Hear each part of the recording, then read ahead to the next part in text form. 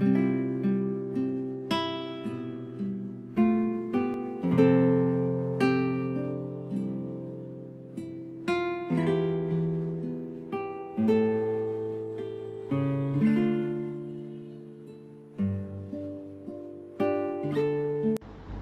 mabuting balita ng Panginoon ayon kay San Mateo.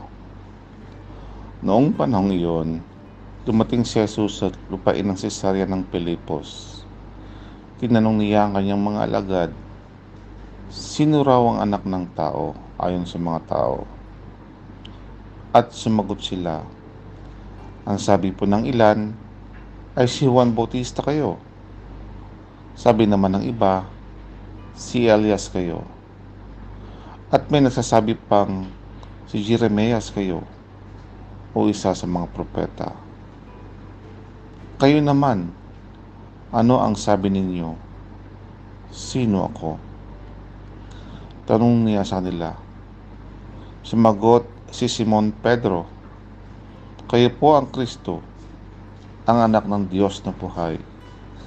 Sinabi sa kanya ni Jesus, mapalad ka, Simon na anak ni Jonas, sapagkat ang katotohanan ito'y hindi inihayag sa iyo ng sino mang tao, kundi ng aking amang nasa langit. At sinasabi ko naman sa iyo, ikaw ay Pedro, at sa ibabaw ng batong ito, itatayo ko ang aking simbahan. At hindi makapananaig sa kanya kahit ang kapangyarihan ng kamatayan. Ibibigay ko sa iyo ang susi ng kaharian ng langit.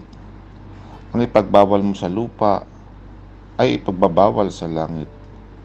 At ang ipahintulot mo sa lupa ay ipahintulot sa langit. At mahigpit niyang kinagubilin sa kanyang mga alagad na huwag sabihin kanino man na siya ang Kristo. Ang mabuting balita ng Panginoon.